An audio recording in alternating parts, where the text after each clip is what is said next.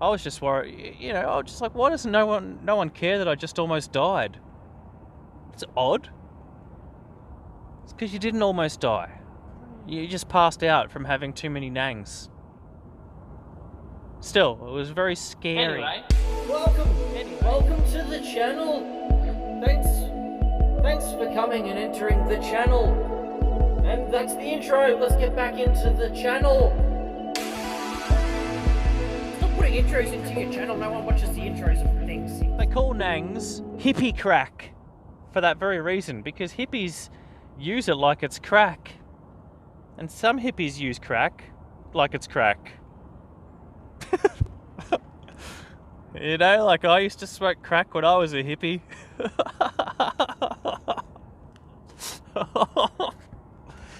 Oh, yep. Well, I'd wear the outfit of a hippie. I don't know what a hippie is. A hippie to me is basically just a really judgmental person that's dirty. That's what I've noticed. That's what I've come to find. Most of them, I say jokes like this, and makes me feel bad because I know some really cool people who would label themselves hippies. I'm not talking about you if you're watching. I'm not talking about you. I swear I'm not talking about you if you're watching. I'm talking about all those others. The others, those others. You agree with me, right? Come on. The others, the other ones that aren't us. Terrible, judgmental, dirty people. If you're going to be a hippie, don't judge. That's the key. That's the key. But I don't really blame them for judging me and my crowd. We were a bunch of 2000 ravers coming into the scene, 2007, I think, was my first bush doof, my first real bush doof, and I partook in Rainbow Serpent Festival. Now, I'm not too sure if it was that year, but I was going around with my mates, and this guy was selling acid, and he goes, "Oh, if you want this acid, do something for me." And if someone says that to you, you know it's going to be really good acid. Okay, that's from my personal experience. So anyway, I said to him, "Oh, righto, what I'll try to do is, see that really muscly guy over there, my mate? I'll tackle him. I'll tackle him to the ground." He goes, "Yeah, righto." So we're standing there for about 5 minutes, and I'm, getting ready to just surprise tackle my friend. Jump on him, and I don't think I actually tackled him to the ground, but it was a good enough try for me to win the acid dealer's heart. And he allowed me the honour of partaking in his acid for a price of $15, I think, or $20. Now, this thing must have been double dipped or triple dipped or quadruple double dipped or something. It was a big boy. It was a big boy acid that would change my life forever.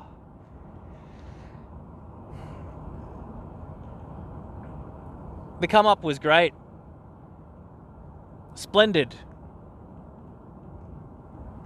Euphoric. A little intense. A lot bit intense. So I came up and I started wandering around in circles. I couldn't stop wandering around in a circle. I'd go around the event and around the event, and I couldn't go back to my camp. I was too fried to go back to my camp. I was too fried to just stop and watch some music. In hindsight, I think it's telling of my social anxiety or something. I have very a very strong issue with self-confidence, I think, maybe, which is strange. It's kind of strange if you knew me back then. I was somewhat confident, I was doing a lot of drugs though. There was a lot of drugs talking. Be that as it may, I was circling and I wasn't able to stop circling. I wasn't able to go back to my friend's camp. Even people, this one girl comes up to me. She's like, "Oh, do you know where to get drugs?" Basically, because I looked like a cooked unit walking around the festival. And I go, "Oh," I couldn't go back to my friends, which pray they had drugs or whatever. I couldn't do, I couldn't help her. I'm like, "Oh, I can't help you right now. I'm having a moment. I'm having a little bit of a moment." So she goes, "All right. See ya." And I'm like, "Okay, all right, bye." Then this stuff really kicked in.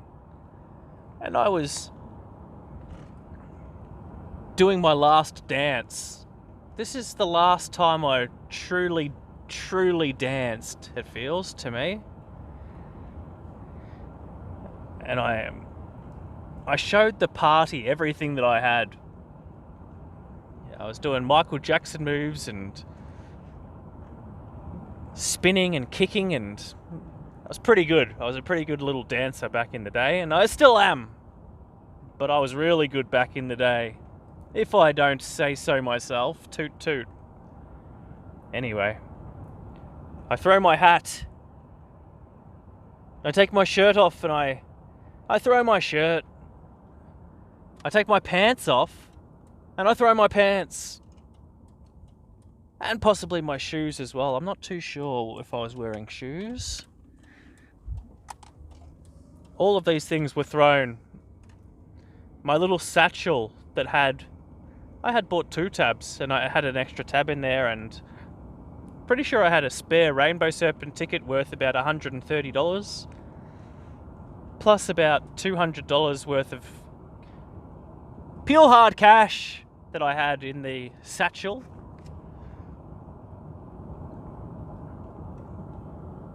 All thrown at the whim of an acid-fueled dance. A dance filled with gratitude towards the party. I was surrounded by people. I was in a state of pure giving. Here, have it. I don't need it. I don't need my pants. I don't need my shirt. I do not need my wallet. I keep circling.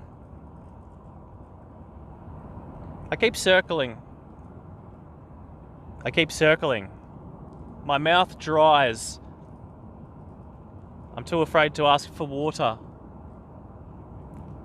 I begin to cool as the night draws closer. I begin to get very cold.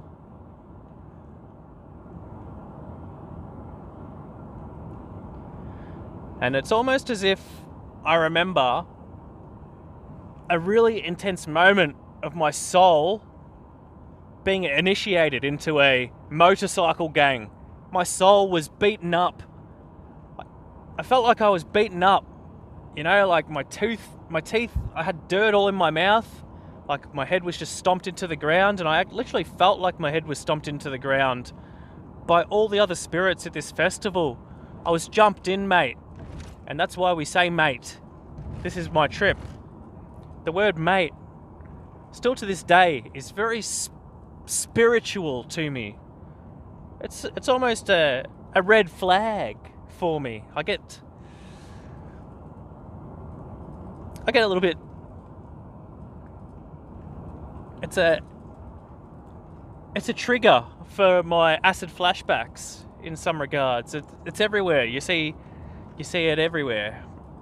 In the public toilets, it has sharp mate for where you put your needles, and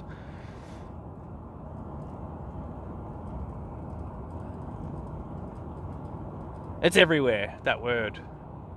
And in my mind, I sort of tried to figure it out over years and years of integrating the message that was portrayed to me.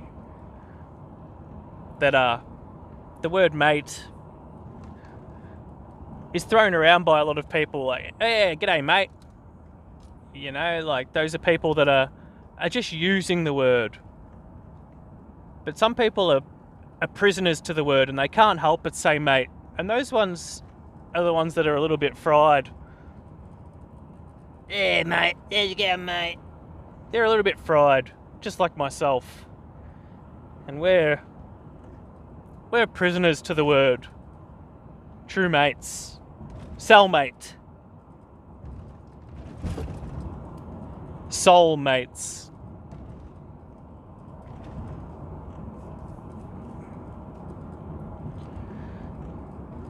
So, I digress. I go back into my body, and one of my friends at the time, she says to me, No, before that, let's go back a little tad. I'm standing, like, hung against this pole. Just, I'd given up, I think, at that point. I'd stopped circling, and I was really quite cold, and my mouth was filled with dirt, and I felt like I'd been jumped in by all the souls at the party, and I was just defeated. I think at that point, I'd stopped being self-aware. My self-awareness was sort of gone, and I had become, you know, free enough to ask for help. And I'm like, passers-by would be coming by, and I remember fairly vividly saying to one of them, oh, help me, help. And he's just looking at it like, oh, you know, far out, Brussels sprout. He just kept walking, and I turned to him and I say, I don't blame you. I couldn't blame the man. I couldn't blame him. Intensity.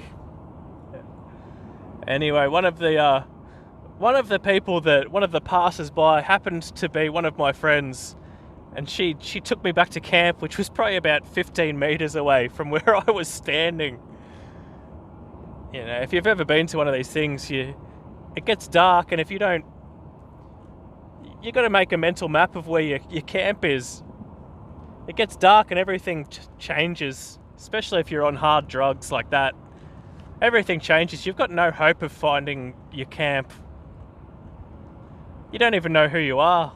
You don't even know your name. So she brings me back to camp, and she looks at me in the eyes and goes, how much have you had? Like, what have you taken? And I thought she meant my whole life. So when you're asking people things on acid, you got to be pretty specific, I've noticed. How much have you taken tonight would be a perfect question. But she asked, how much have you taken? And I said, what have you taken? She asked, and I said, everything. I've taken everything. And then I said, how long is it going to take? Referring to my death. I thought I was dying. How long is this going to take? And she said, a while. No. She said, ages.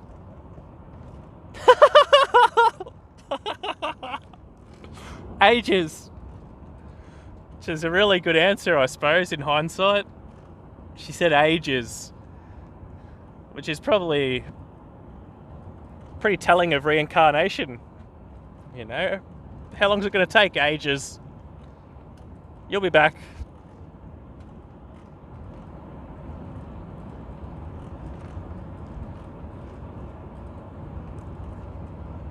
So, the last little tidbit of this acid trip that was pretty heavy, and for me, my personal experience with this trip, you get a glimpse. I got a really small glimpse of something unspeakable. it's so fleeting in your memory, you can't remember it. But every time I take acid or a heavy psychedelic, I get closer and closer to death, it seems. To death, or to going insane, or something. Like something's there. Something very scary is there. And you get a glimpse. It's so hard to describe. And every now and then it happens to me where I have an acid flashback, and I go back to that little moment where I'm like, oh, the music goes, and you're fucking there. Like, you know that you're fucked up. You know that you've fucked up, and you're going to die. But you're going to be reborn. So enjoy it. Enjoy it, it says. But then, it's so hard to put into words. But that's the fleeting experience that I've tried so hard to integrate. And I need to meditate on that, because it's a very intense feeling. Like, you feel